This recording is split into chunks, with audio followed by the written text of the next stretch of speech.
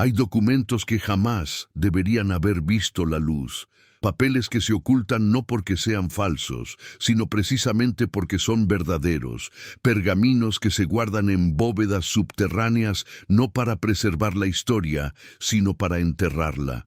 Y entre todos los secretos que la Iglesia ha custodiado con candados de hierro y amenazas de excomunión, existe uno que Baruch Spinoza encontró, leyó y jamás olvidó. Un documento que, de ser conocido por las masas, habría derrumbado siglos de teología construida sobre arena movediza, una certidumbre de nacimiento, nada más, nada menos.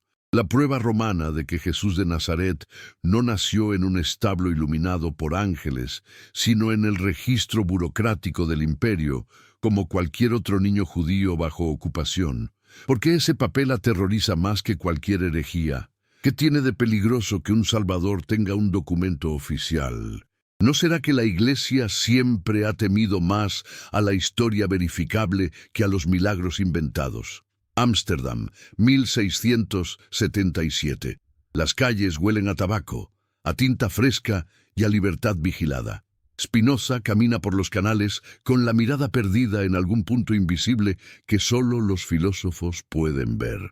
Lleva bajo el brazo un manuscrito que nunca publicará en vida, porque sabe que publicarlo sería firmar su propia sentencia de muerte. No la muerte física, esa ya la tiene garantizada por la tuberculosis que le carcome los pulmones, sino la muerte del pensamiento, la quema de sus ideas, la prohibición eterna de su nombre. Ha visto lo que le pasó a Giordano Bruno.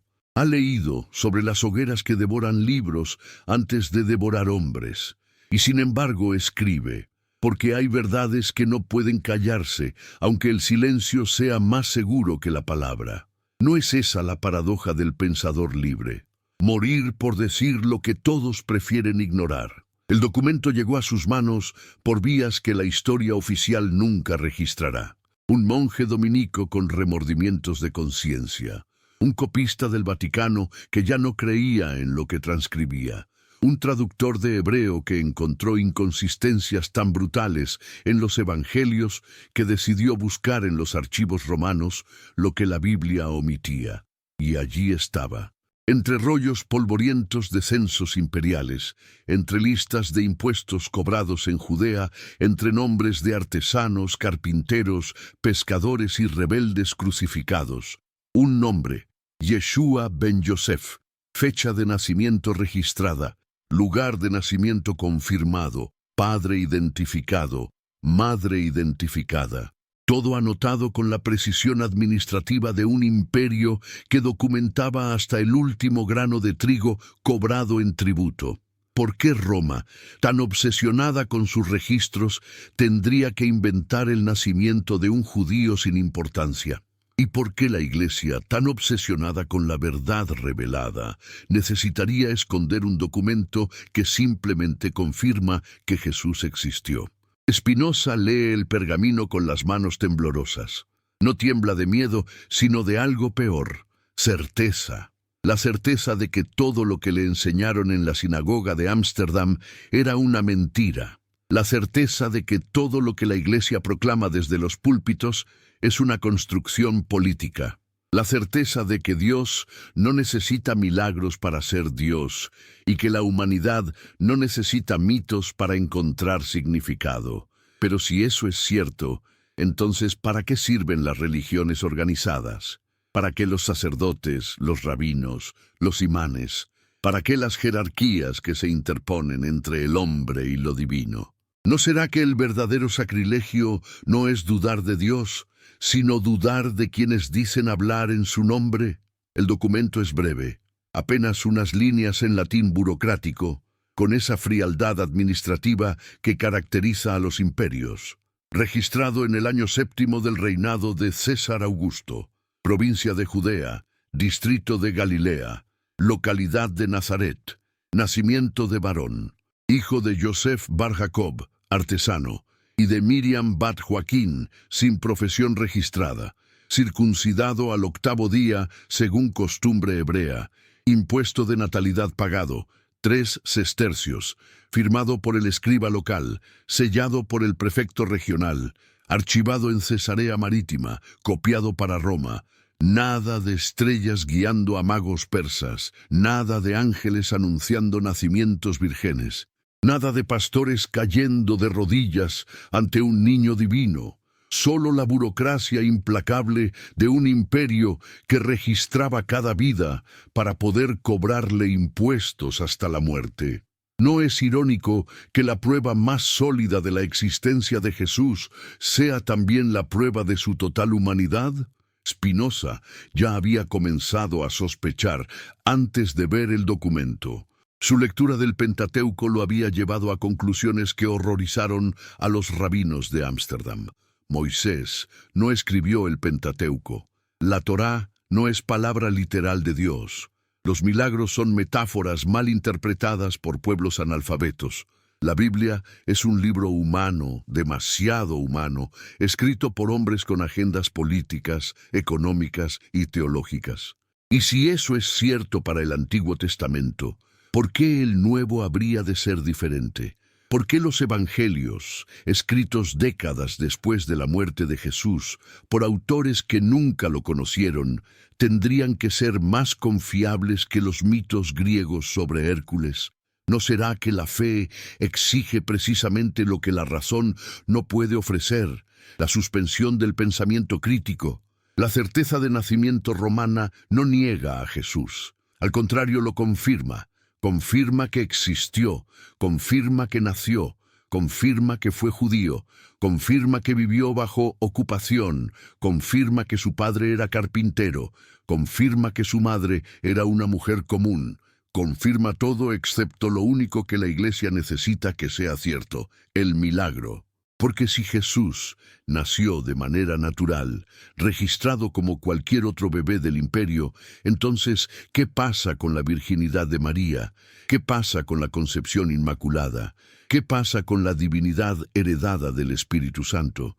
¿Qué pasa con toda la estructura teológica construida sobre la premisa de que Jesús no era completamente humano? ¿No será que la Iglesia siempre ha necesitado que Jesús sea lo suficientemente humano para sufrir, pero lo suficientemente divino para justificar su autoridad sobre la tierra?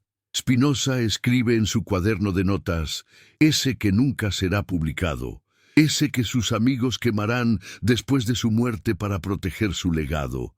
Escribe, la religión organizada no teme al ateísmo, teme a la historia. Porque el ateo puede ser refutado con argumentos teológicos, pero el historiador solo puede ser refutado con hechos. Y cuando los hechos contradicen el dogma, es el dogma el que debe cambiar, no los hechos.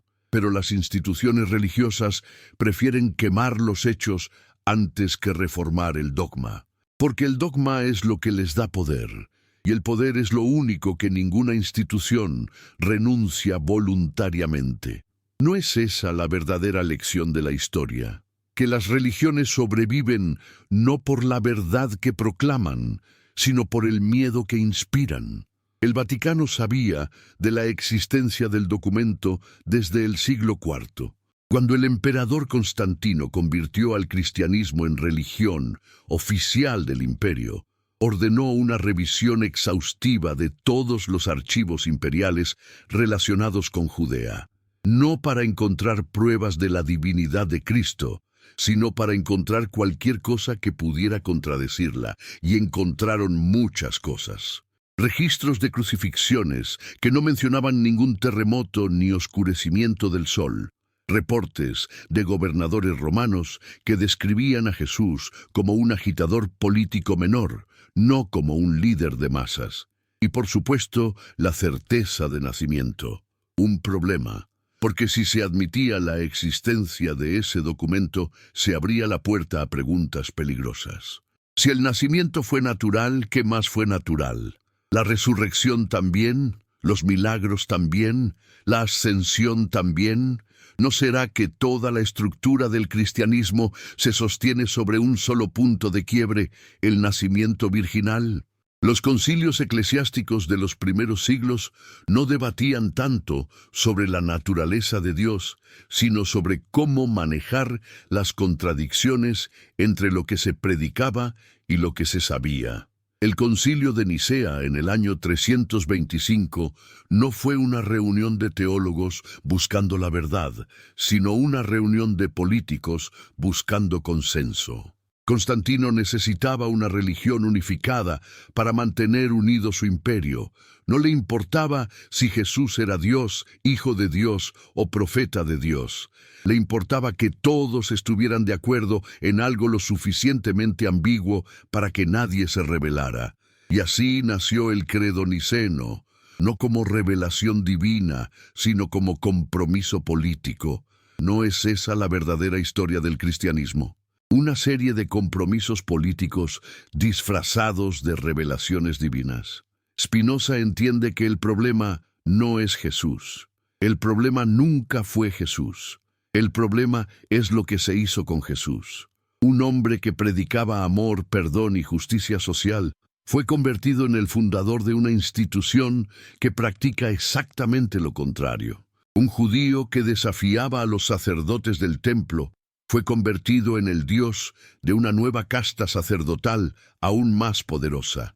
Un profeta que decía que el reino de Dios está dentro de cada persona fue convertido en la excusa para construir catedrales donde los pobres tienen que pagar para rezar. ¿No es esa la traición más grande? No convertir a Jesús en mentiroso, sino convertir su mensaje en lo opuesto de lo que predicó. El documento romano no solo confirma el nacimiento natural de Jesús, también revela algo más perturbador, que había muchos otros niños registrados ese mismo año con nombres similares. Yeshua era un nombre común en Judea, como Juan, o José, o María. No era especial, no era único. Era un nombre que miles de niños judíos llevaban en honor a Josué, el conquistador de Canaán. Y eso plantea una pregunta incómoda. ¿Cuántos otros Yeshuas predicaron mensajes similares? ¿Cuántos otros fueron crucificados por desafiar a Roma? ¿Cuántos otros fueron olvidados porque no tuvieron discípulos que escribieran evangelios sobre ellos? ¿No será que la historia cristiana es solo la versión que sobrevivió, no necesariamente la verdadera? Spinoza sabe que publicar esta información sería inútil, no porque la gente no le creyera, sino precisamente porque le creerían. Y eso generaría caos. Las instituciones religiosas colapsarían, no gradualmente, sino de inmediato. Porque la fe no se sostiene sobre razonamiento lógico, sino sobre certezas emocionales. Y cuando esas certezas se derrumban, lo que queda no es iluminación, sino vacío. Un vacío que los seres humanos llenan con violencia, porque la violencia es más fácil que la introspección. ¿No es eso lo que la historia enseña una y otra vez?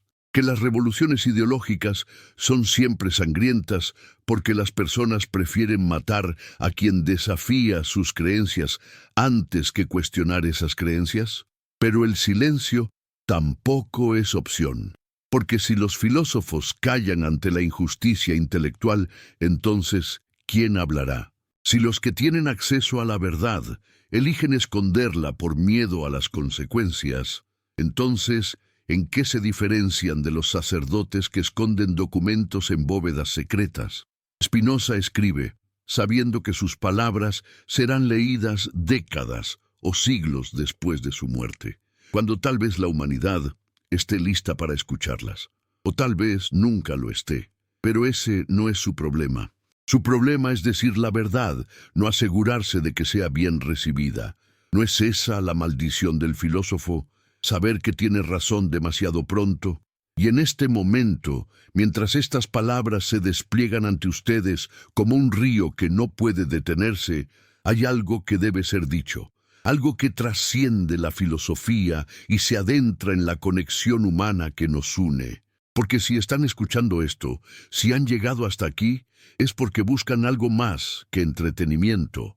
Buscan comprensión, buscan verdad, buscan esa chispa de lucidez que enciende el pensamiento dormido, y esa búsqueda los hace parte de una comunidad invisible, de mentes despiertas, dispersas por el mundo. Así que déjenme preguntarles algo. ¿Desde dónde nos están escuchando? ¿Desde qué ciudad? ¿Desde qué país? ¿A qué hora del día o de la noche? Escríbanlo en los comentarios. No por curiosidad estadística, sino porque quiero que sientan que no están solos, que alguien en Buenos Aires a las 3 de la tarde está escuchando lo mismo que alguien en Madrid a las 8 de la noche, que alguien en Ciudad de México al amanecer está reflexionando sobre las mismas preguntas que alguien en Santiago de Chile al anochecer. Y si este video resonó en ustedes, compártanlo con un amigo cercano, con alguien que también cuestiona, con alguien que también busca, con el deseo de que reciban bendiciones en su familia, porque la verdadera bendición no es la riqueza material, sino la claridad mental que nos libera de las cadenas invisibles del dogma. Spinoza sabía que sus ideas no morirían con él. Sabía que los pensamientos, una vez liberados, tienen vida propia. Como semillas arrojadas al viento, germinan en las mentes más inesperadas. Descartes había abierto la puerta al dudar de todo. Spinoza la pateó para abrirla completamente y declaró que dudar no era suficiente. Había que reconstruir, había que repensar, había que cuestionar no solo las respuestas, sino las preguntas mismas. ¿Por qué asumimos que Dios debe ser personal? ¿Por qué asumimos que la moralidad necesita un legislador divino? ¿Por qué asumimos que el universo fue creado para nosotros y no simplemente que nosotros surgimos dentro de él? ¿No será que todas nuestras preguntas teológicas parten de premisas equivocadas? La certeza de nacimiento romana era solo un síntoma de un problema mucho más grande.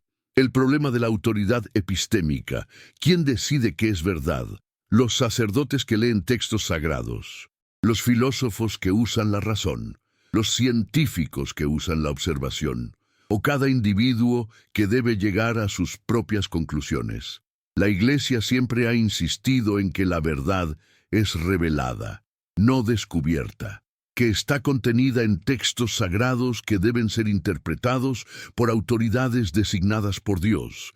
Pero ¿qué pasa si esas autoridades están equivocadas? ¿Qué pasa si esos textos fueron escritos por humanos con agendas muy terrenales? ¿Qué pasa si la revelación divina es solo una forma elegante de decir esto es lo que yo creo y no acepto debate? Spinoza propone algo radical para su época, algo que todavía es radical hoy. Propone que la verdad no tiene dueño, que no puede ser monopolizada por instituciones, que está disponible para cualquiera que use la razón, que Dios, si existe, no necesita intermediarios, que la naturaleza misma es la manifestación de lo divino y que estudiar la naturaleza es la forma más pura de adoración. No hay templos necesarios, no hay rituales obligatorios, no hay sacerdotes indispensables, solo la mente humana enfrentándose directamente a la realidad. ¿No es eso lo que más teme la religión organizada? Que descubramos que no la necesitamos. El documento que el Vaticano quemó, o al menos intentó quemar, porque copias siempre sobreviven, no era peligroso por lo que decía, sino por lo que implicaba. Implicaba que la historia oficial del cristianismo estaba construida sobre omisiones deliberadas. Implicaba que los evangelios no eran reportes históricos, sino propaganda teológica. Implicaba que cada milagro descrito tenía más probabilidades de ser metáfora, exageración o invención directa que hecho verificable. Implicaba que Jesús era completamente humano, lo cual no lo hace menos admirable, pero sí hace menos justificable la estructura de poder construida en su nombre. ¿No es irónico que la Iglesia mate a quienes dicen que Jesús era humano, cuando Jesús mismo pasó toda su vida enfatizando su humanidad? Los evangelios fueron escritos décadas después de la crucifixión. Marcos, alrededor del año 70, Mateo y Lucas en los 80, Juan a finales del siglo I. Ninguno de los autores conoció a Jesús personalmente. Todos escribieron basándose en tradiciones orales, que sabemos que se distorsionan con cada repetición. Y sin embargo, esos textos se convirtieron en palabra infalible de Dios. ¿Por qué? Porque un grupo de obispos en el siglo IV decidió que esos 4 evangelios eran canónicos y todos los demás eran heréticos. No porque fueran más verdaderos, sino porque se ajustaban mejor a la teología que querían promover. El Evangelio de Tomás, que presenta a Jesús como maestro de sabiduría en lugar de Salvador divino, fue rechazado. El Evangelio de María Magdalena, que le daba a una mujer un rol prominente, fue suprimido. El Evangelio de Judas, que presenta la traición como parte del plan divino, fue quemado. No es conveniente que los evangelios aceptados sean precisamente los que justifican la estructura de poder que la Iglesia quería establecer. Spinoza lee todo esto y concluye algo que horrorizará a sus contemporáneos, pero que será obvio para las generaciones futuras. La Biblia no es diferente de cualquier otro texto antiguo. Tiene valor histórico, literario, filosófico, pero no es divina, no es infalible. No es la palabra literal de Dios, es una colección de textos escritos por humanos que intentaban dar sentido a su existencia usando las herramientas conceptuales disponibles en su época. Algunas partes son profundas, otras son absurdas. Algunas son moralmente admirables, otras son moralmente repugnantes. Tratarla como un todo sagrado e incuestionable es un error categórico. ¿No será que la verdadera blasfemia no es cuestionar la Biblia, sino tratarla como si fuera perfecta cuando claramente no lo es? Y sin embargo, a pesar de toda esta claridad racional, Spinoza no es ateo, no en el sentido moderno de la palabra. No niega a Dios, niega al Dios personal, celoso, vengativo, manipulador de los textos sagrados. Niega al Dios que necesita ser adorado, que castiga a quienes no creen en Él, que hace milagros para algunos y abandona a otros, pero no niega la existencia de algo que llama Deus sive natura, Dios o naturaleza, una realidad última que es inmanente, no trascendente, que no está por encima del universo mirando hacia abajo, sino que es el universo mismo en su totalidad. Que no tiene voluntad personal, sino que se despliega según leyes necesarias e inmutables, que no juzga, no premia, no castiga, simplemente es. ¿No es esa una concepción mucho más grandiosa de lo divino que un rey cósmico obsesionado con si los humanos lo alaban lo suficiente?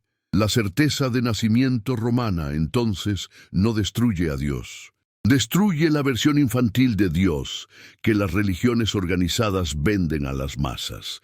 Esa versión que dice que Dios interviene en la historia para favorecer a su pueblo elegido.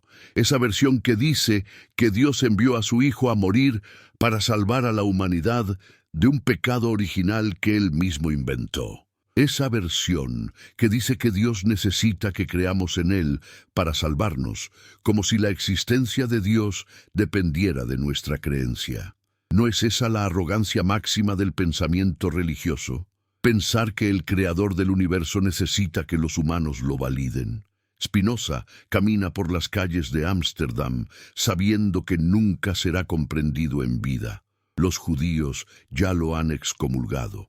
Los cristianos lo consideran hereje, los ateos lo ven como demasiado religioso, los religiosos lo ven como demasiado ateo.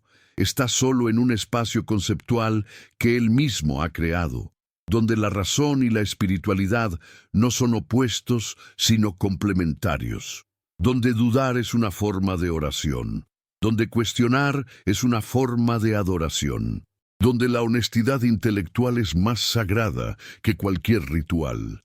¿No es eso lo que significa ser filósofo? Estar dispuesto a estar solo con la verdad cuando todos los demás prefieren la comodidad de la ilusión. El documento que el Vaticano quemó no era el único. Había cartas de funcionarios romanos describiendo la crucifixión de Jesús en términos puramente administrativos. Había reportes de gobernadores explicando por qué era necesario ejecutar a otro judío problemático. Había registros de impuestos que mostraban que la familia de Jesús no era pobre, como se afirma en los evangelios, sino de clase media artesanal. Había testimonios de contemporáneos que describían a Jesús como carismático pero no único, como uno de muchos predicadores apocalípticos que pululaban por Judea prediciendo el fin del mundo. Todo esto fue sistemáticamente suprimido, no porque fuera falso, sino porque complicaba la narrativa que la Iglesia necesitaba promover. ¿No es eso censura? ¿No es eso manipulación histórica? ¿No es eso exactamente lo que las religiones acusan a los gobiernos totalitarios de hacer? Y aquí es donde la historia se vuelve oscura, porque el Vaticano no solo escondió documentos, también los falsificó. Durante la Edad Media, monjes copistas insertaron pasajes completos en textos antiguos para hacer que parecieran más cristianos de lo que eran. El historiador judío Josefo, que escribió en el siglo I, tiene un pasaje que menciona a Jesús de manera tan favorable que es obviamente una interpolación cristiana posterior. Nadie en el siglo I, especialmente un judío leal a Roma, habría escrito que Jesús era el Mesías, pero ese pasaje ha sido usado durante siglos como prueba histórica de la divinidad de Cristo. ¿No es esa la definición de fraude intelectual? Falsificar evidencia para apoyar tu posición. Spinoza descubre todo esto y se pregunta, ¿para qué? ¿Por qué tanto esfuerzo para ocultar la verdad? Y la respuesta es obvia una vez que la ves. Porque la verdad no requiere autoridad. La verdad se sostiene por sí misma. Pero la mentira necesita poder para ser mantenida. Necesita instituciones que la protejan. Necesita leyes que castiguen a quienes la cuestionen. Necesita propaganda que la refuerce constantemente. La Iglesia no teme a la verdad porque sea débil, sino porque es fuerte, porque una vez que las personas acceden a ella, dejan de necesitar a la Iglesia. Y una institución que pierde su utilidad, pierde su poder. Y una institución que pierde su poder, pierde su razón de existir. ¿No es esa la verdadera razón por la cual todas las religiones organizadas combaten la educación universal? ¿Porque las personas educadas son más difíciles de controlar? El documento que el Vaticano quemó era solo el principio. Era la primera pieza de un rompecabezas que, una vez armado, revelaba una imagen completamente diferente del cristianismo primitivo. Una imagen donde Jesús no fundó ninguna iglesia, donde Pablo inventó la teología cristiana casi completamente, donde los evangelios fueron escritos para audiencias específicas, con agendas específicas, donde la divinización de Jesús fue un proceso gradual que tomó siglos, donde el cristianismo que conocemos hoy habría sido irreconocible para los seguidores originales de Jesús, donde la religión que conquistó el Imperio Romano fue precisamente la versión que mejor servía a los intereses del imperio. ¿No es irónico que una religión que comenzó como un movimiento de resistencia contra Roma se convirtiera en la religión oficial de Roma? Spinoza termina su manuscrito con una advertencia que resuena a través de los siglos. Escribe: las instituciones que se fundan sobre mentiras siempre colapsan eventualmente. No importa cuán poderosas sean, no importa cuánto tiempo duren, porque la verdad tiene una cualidad que la mentira no tiene. No necesita ser defendida. La mentira requiere vigilancia constante, censura perpetua, violencia recurrente para mantenerse en pie. La verdad simplemente espera. Y cuando finalmente emerge, y siempre emerge, no hay fuerza en el universo que pueda detenerla. ¿No es esa la lección más importante de la historia? ¿Que podemos retrasar la verdad, pero nunca destruirla? Parte 2. La excomunión de Spinoza no fue un acto religioso, Fue un acto político. Cuando los rabinos de Ámsterdam pronunciaron el jerem, el anatema que lo expulsaba de la comunidad judía para siempre, no lo hicieron porque temieran por su alma. Lo hicieron porque temían por su propia posición. La comunidad judía de Ámsterdam era tolerada, no aceptada. Vivían bajo la sombra constante de que cualquier controversia podía resultar en expulsión. Los cristianos calvinistas que controlaban la ciudad estaban dispuestos a permitir la presencia de judíos siempre y cuando fueran discretos, sumisos y no causaran problemas teológicos. Y aquí estaba Spinoza, un judío de 23 años, diciendo abiertamente que Moisés no escribió la Torá, que Dios no tiene voluntad personal, que los milagros son imposibles. ¿Qué iban a pensar las autoridades cristianas? Que si los judíos toleraban ese tipo de herejía en sus propias filas, ¿qué podrían estar enseñando en secreto sobre Cristo? Los rabinos no tenían opción. Tenían que sacrificar a Spinoza para proteger a la comunidad. ¿No es esa la lógica de todas las instituciones religiosas? Sacrificar al individuo que piensa para preservar al colectivo que obedece. El texto del jerem es brutal. No solo lo excomulgaban, sino que prohibían a cualquier judío hablar con él, hacer negocios con él, leer sus escritos, estar bajo el mismo techo que él. Maldecían su nombre durante el día y durante la noche, cuando se acostaba y cuando se levantaba. Lo maldecían con todas las maldiciones escritas en la ley de Moisés, y advertían que quien lo ayudara compartiría su castigo. Spinoza escuchó todo esto con expresión impasible. No rogó perdón, no prometió arrepentimiento, simplemente se dio la vuelta y salió de la sinagoga para nunca volver. Cuenta la leyenda, aunque probablemente sea apócrifa, que alguien le preguntó si no temía las maldiciones. Y él respondió: las maldiciones de los hombres no tienen poder sobre quien comprende que el universo no conoce el odio. ¿Hay mayor libertad que dejar de temer los castigos inventados por instituciones que proclaman amor mientras practican exclusión? Después de la excomunión, Spinoza adoptó el nombre latino Benedictus, que significa bendecido. Una elección irónica, considerando que acababa de ser maldecido por su propia comunidad. Pero para él no era irónica, era una declaración. Una declaración de que las bendiciones y maldiciones humanas son irrelevantes. Que el valor de una vida no se mide por la aprobación de instituciones religiosas, sino por la fidelidad a la verdad. Que es mejor estar solo con la razón que acompañado por la superstición. Que el verdadero exilio no es ser expulsado de una comunidad, sino vivir en una comunidad que te exige renunciar a tu capacidad de pensar. ¿No es esa la elección que enfrenta cada persona honesta en algún momento de su vida? ¿Permanecer en la comodidad de la conformidad o aceptar la soledad de la autenticidad?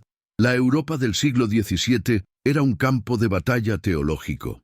La Reforma había fragmentado el cristianismo en cientos de sectas que se mataban mutuamente en nombre del mismo Dios. La Guerra de los 30 años había devastado Alemania. La Inquisición española seguía quemando herejes. Inglaterra había ejecutado a su rey y estaba sumida en guerras civiles religiosas. Francia perseguía a los hugonotes. Suiza quemaba a los anabaptistas. Y todos, absolutamente todos, estaban convencidos de que poseían la verdad absoluta, y que matar a quienes pensaban diferente era un acto piadoso. ¿Qué tipo de Dios requiere que sus seguidores se masacren mutuamente para demostrar su devoción? ¿Y qué dice de la humanidad que aceptemos ese tipo de Dios como modelo de moralidad? Spinoza observa todo esto desde su taller de pulido de lentes en las afueras de Ámsterdam, un oficio apropiado para un filósofo. Pulir lentes es como pulir ideas.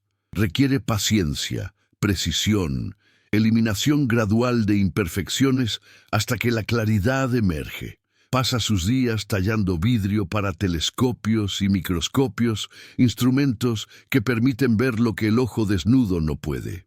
Y pasa sus noches tallando argumentos, puliendo conceptos, eliminando supersticiones, hasta que la estructura racional del universo se revela en toda su elegancia. Algunos de los mejores científicos de Europa compran sus lentes. Christian Huygens, el astrónomo que descubrió los anillos de Saturno, era su cliente. Antony van Leeuwenhoek, el padre de la microbiología, probablemente usó lentes pulidos por Spinoza para ver bacterias por primera vez. ¿No es hermoso que el mismo hombre que clarificaba la visión física también clarificara la visión intelectual? Pero el documento romano sigue persiguiéndolo. No literalmente, porque después de leerlo tuvo que devolverlo al contacto que se lo había prestado, quien probablemente lo destruyó por miedo, pero mentalmente, porque una vez que sabes que algo es verdad, no puedes desaverlo. Una vez que has visto detrás del velo, no puedes fingir que el velo es realidad. Una vez que has entendido que los evangelios son propaganda teológica, no puedes volver a leerlos como historia objetiva. Y eso plantea un dilema moral. Tienes la obligación de compartir esa verdad, sabiendo que destruirá la fe de personas que necesitan esa fe para funcionar. O tienes el derecho de proteger a la gente de una verdad que no están preparados para manejar. ¿No es esa la pregunta central de toda filosofía? ¿Cuánta verdad pueden soportar los seres humanos sin colapsar? Spinoza decide escribir el Tractatus Theologico Politicus, un tratado sobre teología y política, pero en realidad es un libro sobre la libertad de pensamiento. Argumenta que el Estado no debe tener autoridad sobre las creencias religiosas de las personas, que cada individuo tiene derecho a pensar lo que quiera sobre Dios, que la función del gobierno es mantener el orden civil, no imponer doctrinas teológicas, que la separación entre Iglesia y Estado no es solo deseable, sino necesaria para evitar la tiranía, que las Escrituras deben ser interpretadas racionalmente, no místicamente, que los milagros descritos en la Biblia son metáforas, no eventos históricos, que Moisés no recibió las tablas de Dios en el Sinaí, sino que fueron escritas por escribas posteriores para legitimar el poder sacerdotal. Todo esto en el siglo XVII, cuando decir cualquiera de esas cosas podía llevarte a la hoguera. ¿No es increíble que ideas que hoy nos parecen obvias fueran radicales hace solo 400 años? ¿Y qué ideas que hoy consideramos radicales serán obvias en 400 años más? El libro fue publicado anónimamente en 1670, sin nombre de autor, sin ciudad de publicación real porque mencionaba una falsa, sin editor identificable. Y aún así, fue inmediatamente prohibido por la Iglesia Católica, la Iglesia Reformada holandesa, y eventualmente por las autoridades de Ámsterdam. Fue quemado públicamente, fue denunciado desde los púlpitos, fue llamado el libro más pernicioso jamás escrito, y vendió como pan caliente, porque las personas siempre han sentido curiosidad por lo prohibido. Porque siempre ha habido lectores dispuestos a arriesgarse para acceder a ideas peligrosas. Porque la censura nunca ha funcionado realmente, solo hace que las ideas prohibidas sean más atractivas. ¿No es irónico que las religiones que censuran libros estén admitiendo implícitamente que sus argumentos no pueden vencer en debate abierto? En el Tractatus, Spinoza no menciona directamente el documento romano. No podía. Habría sido demasiado específico, demasiado verificable, demasiado peligroso, pero toda la estructura del libro apunta hacia las mismas conclusiones que ese documento sugiere. Que Jesús fue un hombre sabio, no Dios encarnado, que enseñó un mensaje moral, no una teología compleja. Que sus discípulos lo malinterpretaron o deliberadamente distorsionaron su mensaje para crear una nueva religión, que Pablo, quien nunca conoció a Jesús, inventó la mayor parte de la teología cristiana, que los evangelios fueron escritos décadas después con agendas políticas, que los milagros fueron añadidos para impresionar a audiencias crédulas, que todo el aparato teológico construido sobre la divinidad de Cristo es una estructura artificial, erigida sobre una base histórica muy humana. ¿No es eso lo que el documento romano confirma? ¿Que Jesús nació como cualquier otro humano y que todo lo demás fue construido después? Pero Spinoza va más allá. No solo cuestiona la historicidad de los evangelios, cuestiona la idea misma de revelación divina. ¿Cómo sabemos que un texto es revelado por Dios? Porque el texto mismo lo dice. ¿Y por qué deberíamos creer al texto? Porque fue revelado por Dios. Es un argumento circular. No tiene escape lógico. La única forma de romperlo es rechazar la premisa inicial. Aceptar que ningún texto es revelado, que todos los textos son escritos por humanos, que algunos textos son más sabios que otros, más profundos, más moralmente elevados, pero ninguno es divino, ninguno es infalible, ninguno está por encima del escrutinio racional. ¿No es liberador? ¿No es un alivio saber que no tenemos que defender lo indefendible solo porque un texto antiguo lo dice? La reacción fue predecible. Los teólogos cristianos lo llamaron ateo. Los rabinos confirmaron que la excomunión había sido justificada. Los filósofos cartesianos lo acusaron de materialismo. Los políticos lo vieron como una amenaza al orden social. Y tenían razón en eso último, porque si aceptas los argumentos de Spinoza, entonces toda la estructura de poder basada en autoridad religiosa se desmorona. No puedes justificar el derecho divino de los reyes. No puedes justificar la autoridad de los sacerdotes. No puedes justificar las leyes basadas en mandamientos divinos. No puedes justificar la quema de herejes. No puedes justificar las guerras religiosas. No puedes justificar nada que requiera que Dios haya dado órdenes específicas a grupos específicos de personas. ¿Y qué queda cuando todas esas justificaciones colapsan? Queda la razón. Queda el debate, queda la democracia, queda la necesidad de convencer en lugar de imponer, queda la modernidad.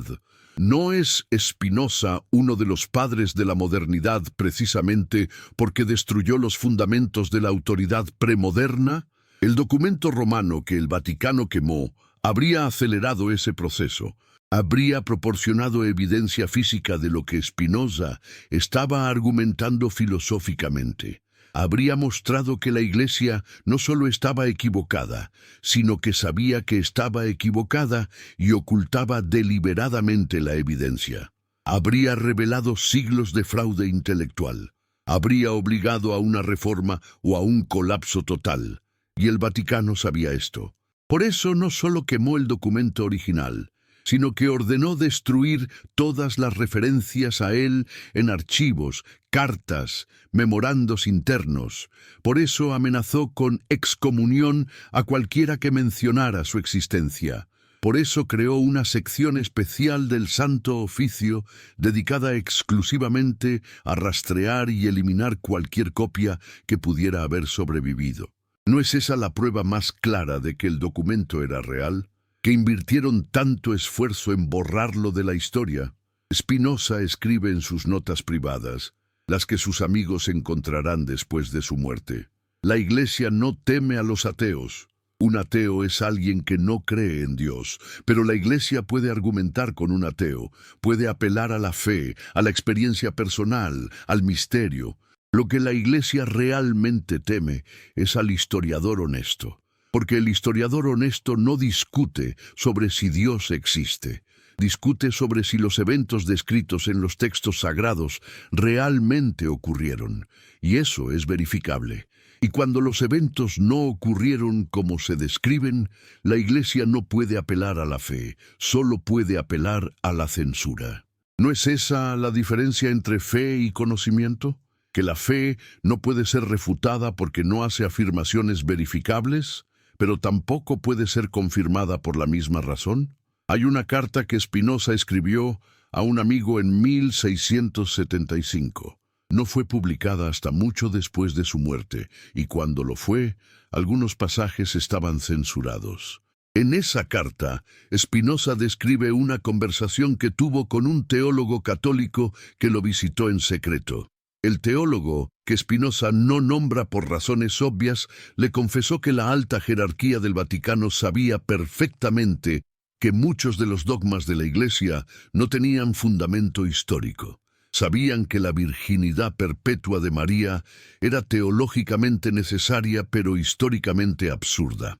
Sabían que la resurrección física de Jesús no podía ser verificada porque los relatos evangélicos se contradicen entre sí.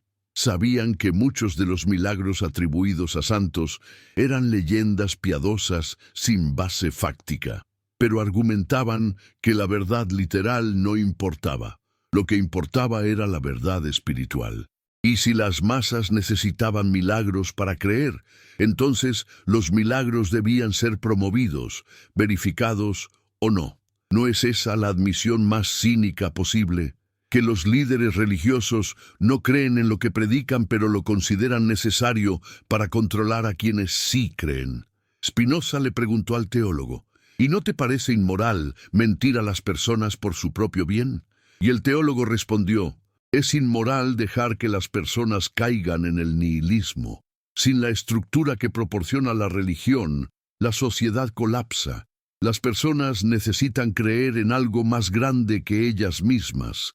Si destruyes esa creencia sin ofrecer algo mejor, no los has liberado, los has condenado a la desesperación. Y Spinoza respondió, entonces, tu posición es que las personas son demasiado débiles para manejar la verdad, que necesitan ser engañadas para su propio bien, que tú, que conoces la verdad, tienes el derecho y el deber de ocultársela. ¿No es esa la definición de paternalismo tiránico? El teólogo no respondió. Según Spinoza, simplemente se levantó y se fue, y nunca volvió. ¿No es esa la respuesta típica cuando alguien no tiene argumentos, pero no quiere admitir que está equivocado? Retirarse de la conversación. Esta conversación plantea una de las preguntas más importantes de la filosofía política. ¿Existe algo como una mentira noble? Platón lo pensaba. Argumentaba en la República que los gobernantes podían y debían mentir a los ciudadanos si eso beneficiaba a la sociedad. Spinoza rechaza esa idea completamente. Argumenta que cualquier sistema construido sobre mentiras eventualmente colapsa porque las mentiras requieren más mentiras para ser sostenidas. Que es mejor enfrentar verdades difíciles y construir sobre ellas que vivir en ilusiones confortables que se desmoronarán bajo presión. Que las personas son más fuertes de lo que las élites les dan crédito. Que la capacidad de manejar la verdad no es innata, sino que se desarrolla cuando se les permite ejercerla. Que infantilizar a la población es lo que crea poblaciones infantiles, no al revés. ¿No es esa la gran lección de la Ilustración, que cuando confías en las personas con la verdad, eventualmente aprenden a usarla bien? El conflicto entre fe y razón no es nuevo. Existía en el tiempo de Spinoza, existía en la Edad Media, existía en el mundo antiguo cuando Sócrates fue ejecutado por cuestionar a los dioses. Existe hoy cuando científicos reciben amenazas de muerte por enseñar evolución o cambio climático.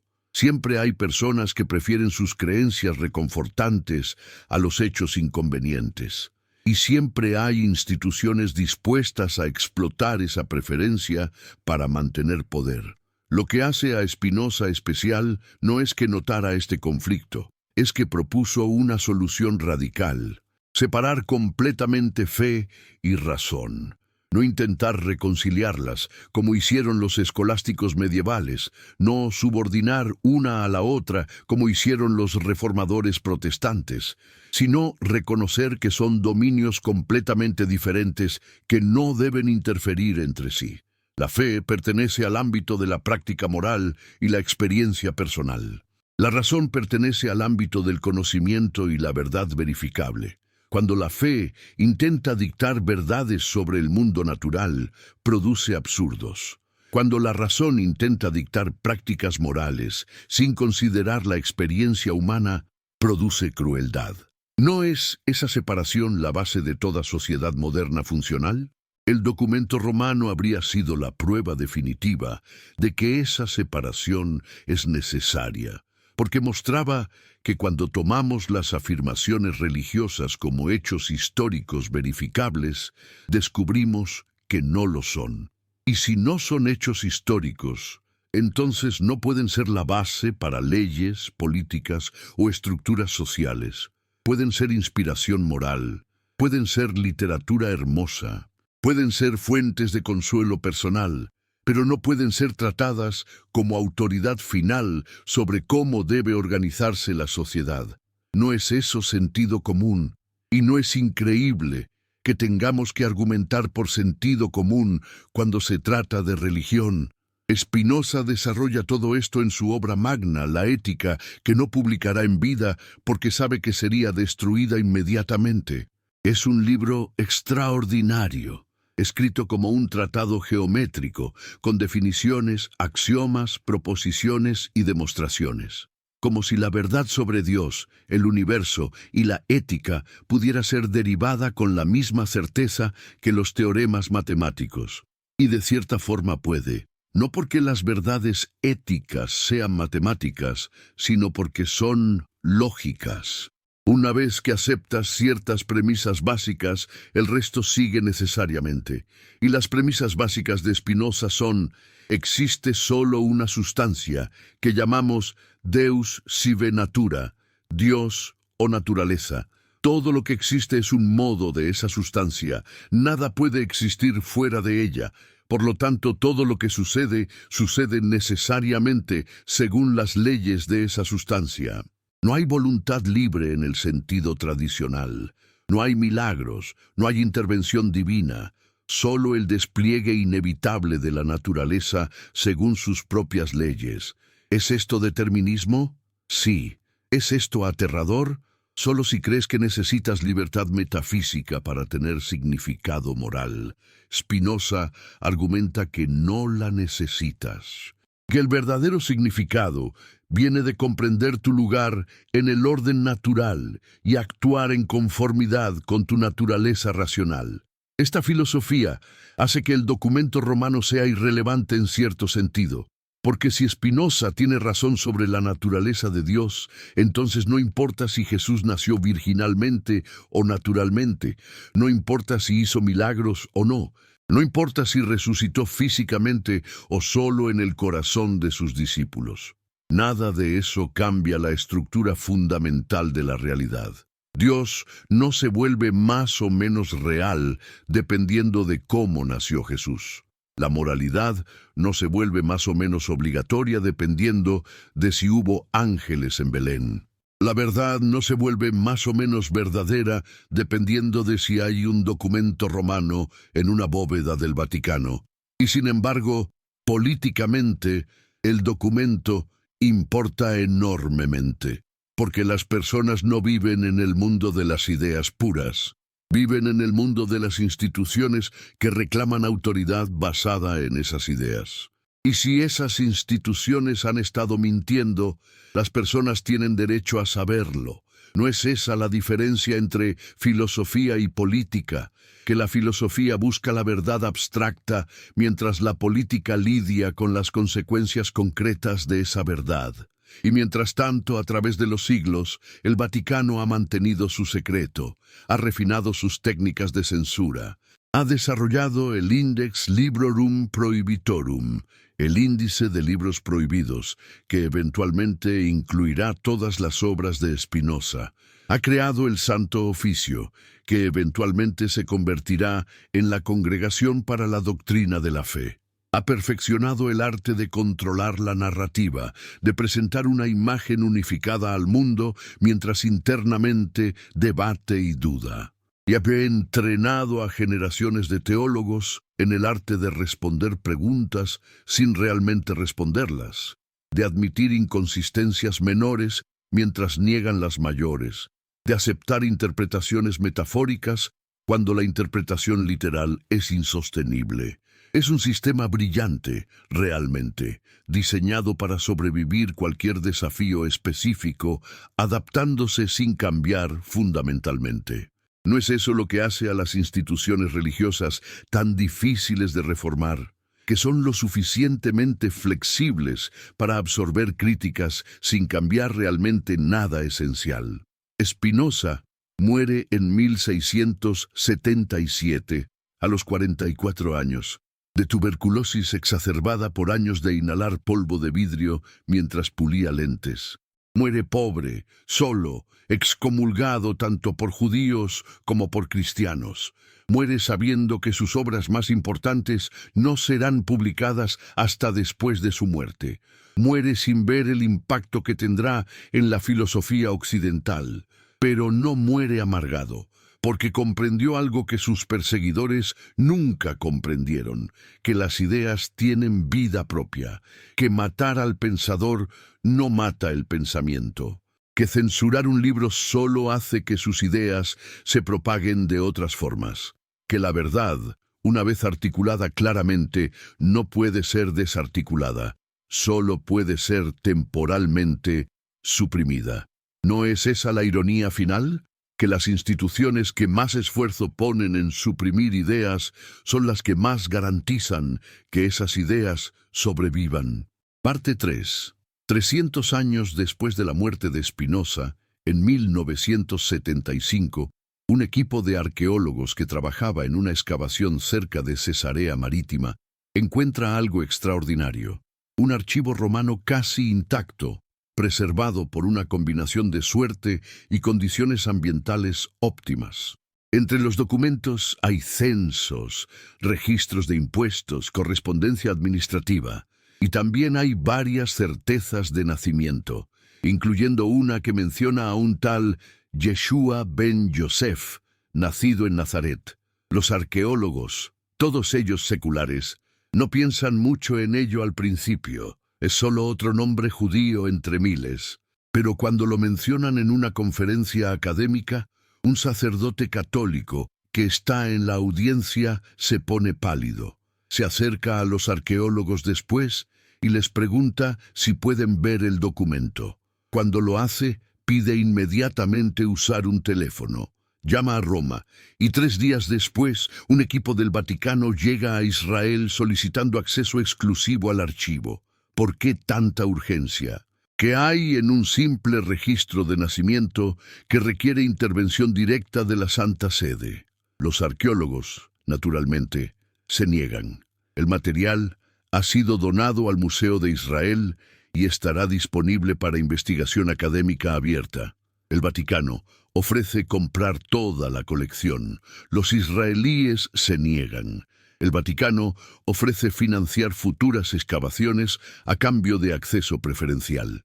Los israelíes se niegan. Entonces el Vaticano adopta una estrategia diferente. Comienza a presionar diplomáticamente. Sugiere que publicar ciertos documentos podría dañar las relaciones entre católicos y judíos. Insinúa que ciertos documentos podrían ser malinterpretados por grupos antisemitas. Ofrece enviar sus mejores paleógrafos para ayudar con la traducción y contextualización. Todo esto mientras simultáneamente trabaja en canales privados para desacreditar la autenticidad del hallazgo antes de que alguien lo examine seriamente. ¿No es revelador que la primera reacción no sea investigar si el documento es auténtico, sino asumir que lo es y tratar de suprimirlo? Un joven historiador italiano, Francesco Bellini, obtiene acceso al archivo como parte de su investigación doctoral sobre administración romana en provincias orientales. No es particularmente religioso. No está buscando controversias teológicas. Solo quiere escribir una disertación aburrida sobre sistemas de tributación imperial. Pero cuando ve la certeza de nacimiento y escucha los rumores sobre la presión del Vaticano, su curiosidad se despierta. Comienza a investigar, descubre que no es la primera vez, descubre referencias en correspondencia interna de la Iglesia a documentos similares encontrados en el siglo XIX y rápidamente adquiridos y archivados en el Archivo Secreto Vaticano. Descubre que cada vez que un historiador se acerca demasiado a esta línea de investigación, de repente enfrenta dificultades: financiamiento cancelado, acceso a archivos negado, reputación académica cuestionada. Descubre un patrón que se extiende por siglos. ¿Y qué hace con esta información? Lo que cualquier académico honesto haría: la publica. Su artículo, titulado Evidencia documental romana de la historicidad de Jesús de Nazaret, implicaciones para los estudios del Nuevo Testamento, se publica en una revista académica de historia antigua en 1978. Es meticuloso, cuidadoso, completamente académico en tono. No hace afirmaciones sensacionalistas. No sugiere que el cristianismo sea falso. Simplemente presenta la evidencia documental, analiza su autenticidad usando todos los métodos paleográficos disponibles y concluye que hay alta probabilidad de que el documento sea genuino. Y luego, casi como comentario al margen, menciona las implicaciones. Si Jesús tuvo un nacimiento registrado administrativamente normal, entonces la narrativa evangélica del nacimiento virginal es probablemente teología posterior, no historia contemporánea. Nada que los estudiosos críticos de la Biblia no hayan dicho durante un siglo, pero ahora con evidencia física. ¿Y qué sucede? Caos. La reacción es inmediata y feroz. El Vaticano emite un comunicado rechazando la autenticidad del documento sin haberlo examinado directamente. Teólogos conservadores publican refutaciones antes de que el artículo siquiera esté disponible públicamente. Universidades católicas retiran invitaciones a Bellini para conferencias. Editores de revistas académicas reciben cartas amenazando con cancelación de suscripciones institucionales si publican trabajos relacionados. Y lo más revelador: un periodista de investigación descubre que el Vaticano ha contratado una firma de relaciones públicas especializada en gestión de crisis para controlar la narrativa, no para refutar la evidencia, para controlar cómo se habla de ella. ¿No es eso admisión de culpabilidad? Cuando tu respuesta a evidencia inconveniente no es académica, sino de relaciones públicas. Pero la era ha cambiado. Ya no es 1677. No pueden quemar el documento. No pueden ejecutar a Bellini. No pueden prohibir el artículo, porque ahora existe algo que no existía en tiempos de Spinoza: prensa libre, academia independiente, flujo global de información. El artículo es traducido a 12 idiomas, es reproducido en periódicos populares, es debatido en programas de televisión, y millones de personas que nunca habían cuestionado la narrativa del nacimiento virginal de repente se preguntan: ¿por qué el Vaticano tiene tanto miedo de un pedazo de papiro? Si el documento es falso, ¿por qué no simplemente demostrarlo? Si la fe cristiana es sólida, ¿por qué se tambalea ante un registro administrativo romano? ¿No será que la fe que teme la evidencia no es fe, sino ideología? Spinoza habría sonreído.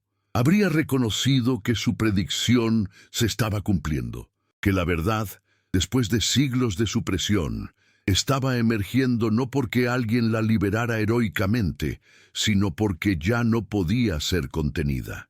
Como agua que encuentra grietas en un dique, como luz que se filtra por persianas cerradas, como pensamiento que no puede ser aprisionado porque existe en todas las mentes simultáneamente. ¿Y qué hace la Iglesia ante esto? Lo que siempre hace: adapta su teología sin admitir que está cambiando.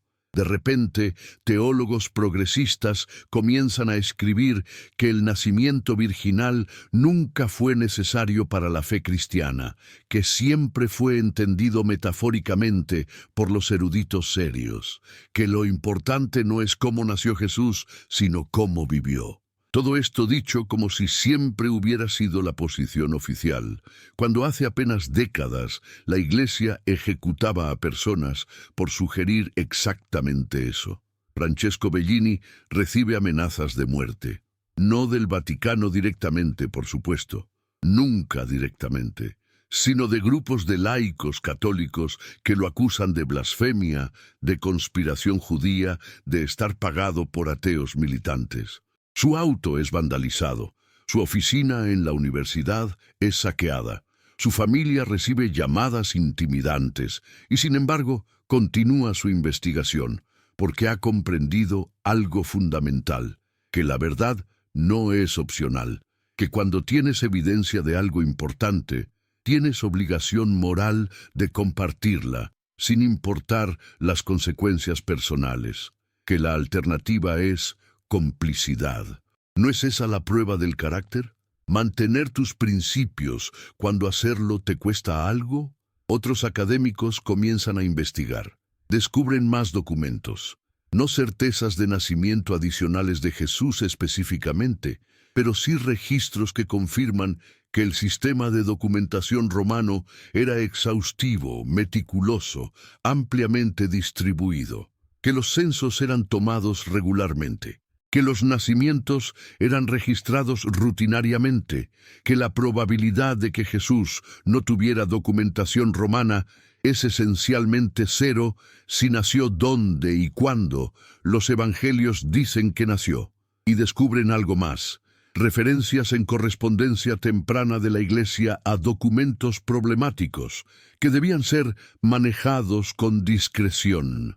Un obispo del siglo V escribiendo a otro sobre papeles judíos que contradicen la tradición sagrada y que deben ser preservados pero no publicados. Un papa medieval ordenando que ciertos archivos sean accesibles solo a cardenales con autorización especial. Un documento del siglo XIX donde un prefecto del Santo Oficio menciona evidencia incómoda sobre los orígenes del Salvador que debe permanecer bajo custodia perpetua. ¿Qué otra conclusión puede sacarse? Que han sabido todo el tiempo y han elegido deliberadamente ocultar la verdad. La pregunta que emerge entonces no es teológica, sino ética. ¿Tienen las instituciones religiosas derecho a ocultar información histórica que contradice sus doctrinas?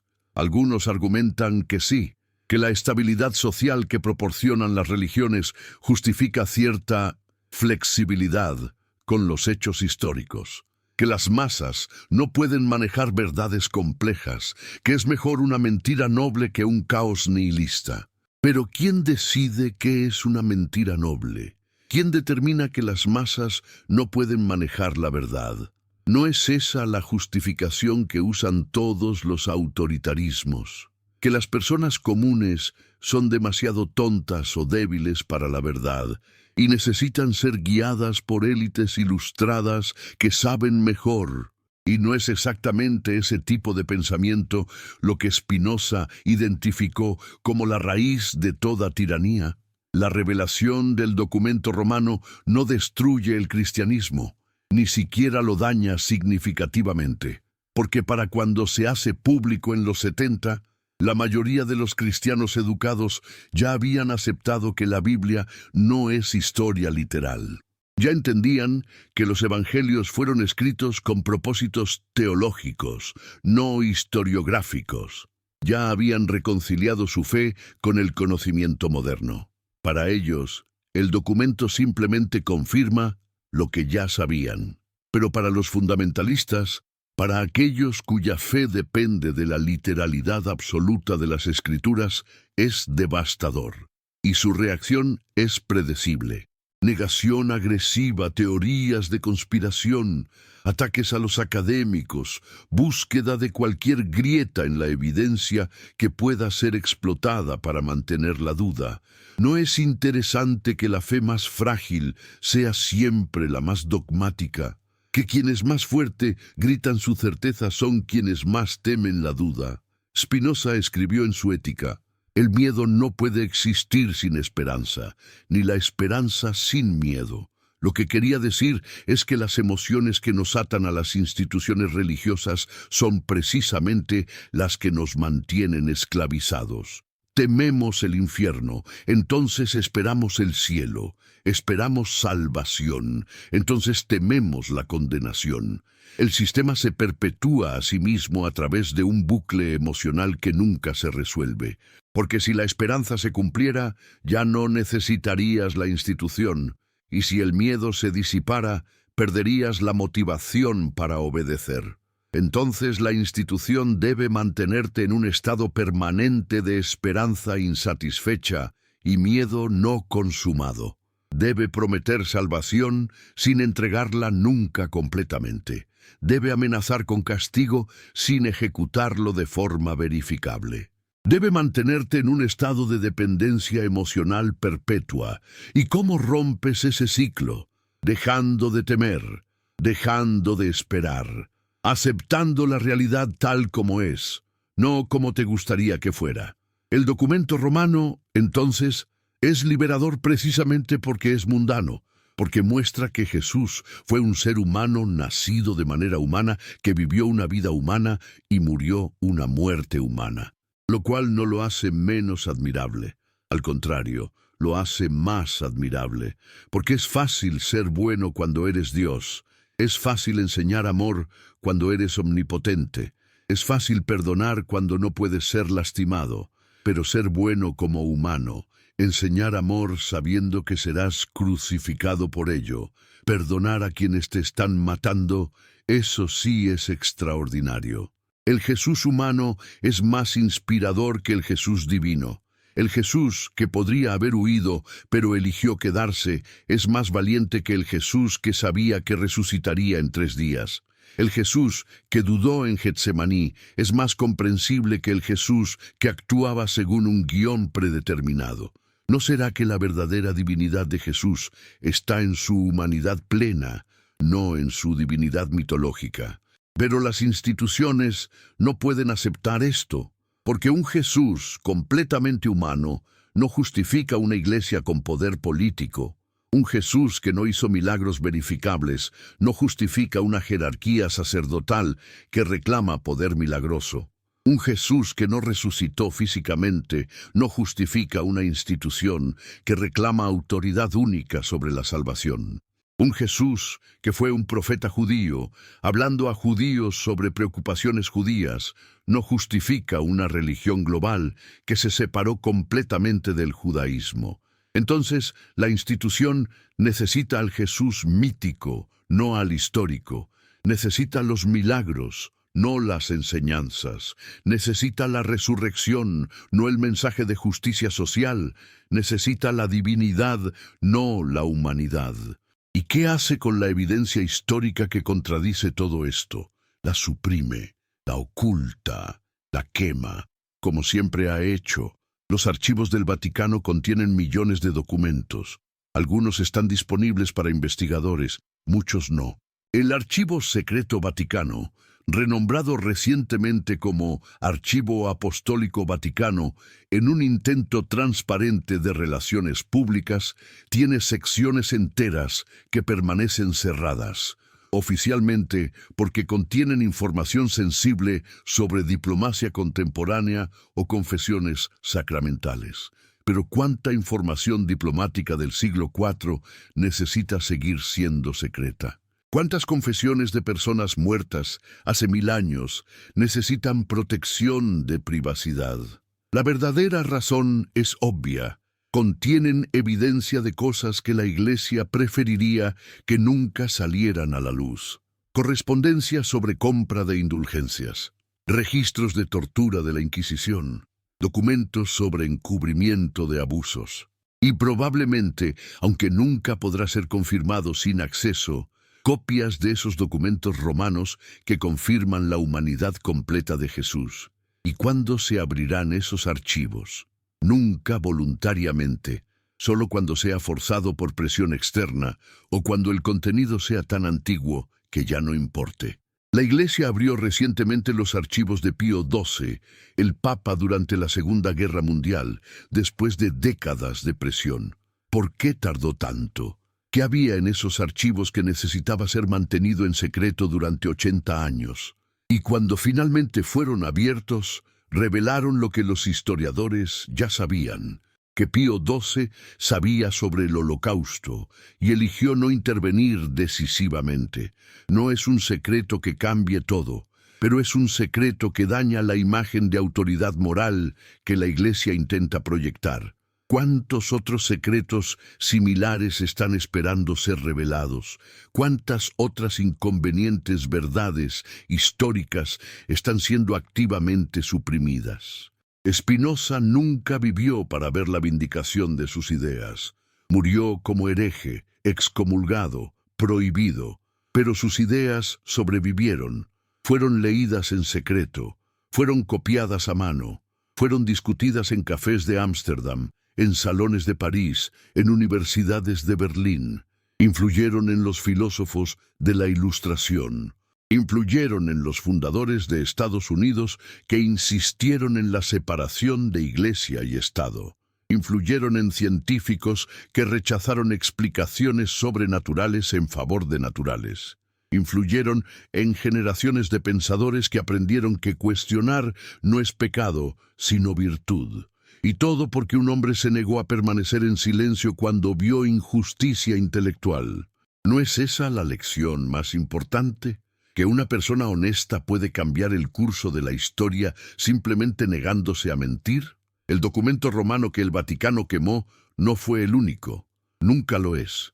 Siempre hay copias, siempre hay testigos, siempre hay personas de conciencia dentro de las instituciones corruptas que filtran información. Siempre hay historia. Spinoza sabía que había cometido el crimen más imperdonable, pensar sin pedir permiso. Por eso la sinagoga lo expulsó, la iglesia lo maldijo y los filósofos oficiales lo miraron como si llevara peste, porque quien piensa libremente es una amenaza mayor que cualquier ejército. El ejército destruye cuerpos, las ideas destruyen imperios. Y la suya, aquella noción de que Dios no es un rey en las nubes, sino la totalidad misma del ser, era dinamita teológica. Vivía en una pequeña habitación alquilada en La Haya, rodeado de libros y polvo de vidrio. El taller donde pulía lentes se había convertido en su ermita racional. Cada mañana al amanecer, cuando la ciudad aún dormía, encendía su lámpara y se sumergía en su escritura. Fórmulas geométricas, proposiciones, corolarios. No rezaba, pensar era su oración. Cada pensamiento era un tributo al orden eterno del universo. La materia y el espíritu, para él, no estaban separados. Eran la misma sustancia bajo distintos atributos. Todo lo que existe, una piedra, una mente, una galaxia, un insecto, es Dios manifestándose a sí mismo. Entonces, ¿por qué el hombre insiste en imaginar a Dios como algo ajeno, exterior, autoritario? ¿Por qué teme al infinito si en realidad forma parte de él? Su hallazgo del documento romano no fue un accidente, sino una confirmación, un símbolo de su intuición más profunda, que la religión organizada teme más a la realidad que al demonio mismo. Aquella hoja amarillenta que registraba el nacimiento de Jesús como el de cualquier ciudadano, sin ángeles ni vírgenes, era la prueba tangible de una sospecha milenaria. Porque si Cristo había nacido como hombre, ¿qué sentido tenía atribuirle una naturaleza divina que lo separaba del resto? ¿No era más divino precisamente por compartir nuestra condición finita? El manuscrito ardió en sus manos como si tuviera voz propia. Lo observó, lo memorizó y supo enseguida lo que debía hacer: callar, no por miedo, sino por estrategia. entendió que las verdades más poderosas no deben ser gritadas, sino sembradas, que los dogmas se derrumban como muros antiguos, piedra a piedra, bajo la paciencia subversiva del pensamiento. La humanidad, escribió en su cuaderno, busca siempre intermediarios, porque teme la soledad de la conciencia directa. Prefiere sacerdotes a espejos, prefiere dogmas a preguntas. Prefiere repetir oraciones antes que enfrentarse a su propio abismo interior. ¿Pero qué es Dios, sino la absoluta inmediatez de lo real? ¿Qué más blasfemo que necesitar mediadores entre el ser y su propia sustancia?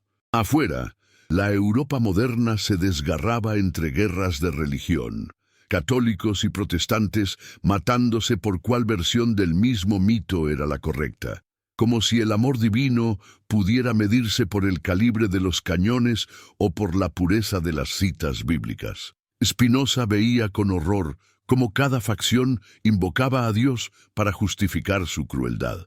¿Qué clase de fe necesita sangre para sostenerse? ¿Qué clase de verdad exige cadáveres para ser creída? En su Tractatus Theologico Politicus, oculto bajo seudónimo, escribió que toda religión comienza pura y termina corrupta, que los profetas hablan para liberar y los sacerdotes para controlar, que la escritura nació como poesía espiritual y murió como instrumento de poder, que cuando los estados mezclan la fe con la ley, convierten la virtud en obediencia y la verdad en herejía. Donde termina la duda, anotó, comienza la tiranía. Pero el Tractatus no era solo crítica, era una propuesta, separar fe y razón para salvar a ambas. La fe debía ocuparse del corazón, la razón, de la verdad. La primera enseñaba la caridad, la segunda, la claridad. Un orden político libre solo podía construirse sobre mentes que pensaran por sí mismas. La religión podía existir, sí, pero desarmada, humilde, simbólica, no como soberana del pensamiento, sino como su sirvienta. ¿No es ese, acaso, el verdadero respeto a lo divino, entender que la razón también es una forma de alabanza? Mientras tanto, el Vaticano lo observaba desde la distancia con desprecio contenido. En sus pasillos, los teólogos advertían que aquel judío excomulgado se estaba convirtiendo en el nuevo Satanás del pensamiento europeo.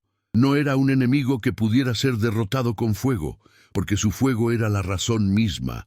No podían acusarlo de blasfemo ante el pueblo, porque apenas pocos lo entendían. Pero los eruditos lo leían, y en secreto algunos comenzaban a admirarlo. Spinoza sabía que lo leían en silencio los mismos que lo condenaban en público. Así había sido siempre. Los inquisidores son, a menudo, los primeros discípulos clandestinos de los herejes. La Inquisición, enemiga del pensamiento libre, dependía de él para existir. Sin herejías, ¿cómo justificaría su propio poder? Tal vez por eso, más que a las dudas, la Iglesia temía al silencio del filósofo, ese silencio que no busca destruir, sino disolver. A veces Spinoza se detenía a contemplar su microscopio. Miraba las pequeñas criaturas danzando en una gota de agua, invisibles al ojo humano, y entonces pensaba que así funciona el poder, como esas células invisibles que se multiplican sin que nadie note su forma. No vive del terror físico, sino del hábito mental. La gente no obedece a los reyes por miedo al castigo, sino porque ya aprendió a obedecer antes de pensar. Y la religión es la escuela más antigua de esa obediencia. Escribió, temen a la libertad porque la confunden con el pecado, pero la libertad es claridad, no rebeldía. En otra nota personal añadió, el hombre libre no piensa en la muerte, sino en la vida. Quizás esa fue su verdadera confesión de fe, que el alma humana es divina cuando comprende que no necesita salvación. El documento romano, ese que muchos siglos más tarde el Vaticano se empeñaría en destruir, para Spinoza era solo un símbolo, una alegoría viva del miedo institucional. No necesitaba tenerlo entre las manos para entender su significado. Bastaba saber que existía. Bastaba comprender que todo imperio, incluso el espiritual, se funda sobre un secreto, y que cuando ese secreto se revela, el imperio tiembla. De noche, al cerrar sus manuscritos, Spinoza solía mirar por la ventana y observar la luna reflejada en el agua. Pensaba en Jesús no como un Dios caído del cielo, sino como un hombre que habló demasiado claro, un filósofo en un mundo que necesitaba milagros para escuchar razones, un alma que quiso liberar y fue convertida en instrumento de poder. Y en ese pensamiento, que une a Cristo y Spinoza en una misma condena, hay una simetría perfecta. Ambos fueron mal interpretados, ambos fueron exiliados del dogma. Ambos mostraron que amar la verdad siempre es peligroso. En sus últimos años, su salud se deterioraba. La tuberculosis lo consumía, pero su mente seguía intacta. Cada respiración era un recordatorio de que la materia es frágil. Pero la idea, cuando nace del fuego interior de la razón, es inmortal. Y así, mientras Europa seguía rezando al mismo Dios que lo había exiliado, él escribía: «La salvación no está en creer, sino en comprender. ¿No será esa la verdadera oración? Comprender en lugar de obedecer, buscar el orden de la naturaleza en vez de los decretos del clero, aceptar la totalidad del ser sin miedo ni esperanza». El universo, decía, es una infinita sustancia pensante. Dios no elige, existe, no perdona ni castiga. Simplemente es. Y el hombre que lo entiende, aunque viva excomulgado, ya habita en la eternidad. Supo que sus palabras serían fragmentadas, distorsionadas, interpretadas por mentes aún sujetas al miedo. Pero esa era la ley del tiempo. Toda verdad necesita recorrer siglos para ser reconocida como evidente. Los mismos que hoy lo odiaban, mañana lo citarían como precursor del pensamiento moderno. Los que lo llamaban impío terminarían enseñando sus ideas en las universidades. Así es el destino de los herejes, primero demonio, luego mártir, después maestro.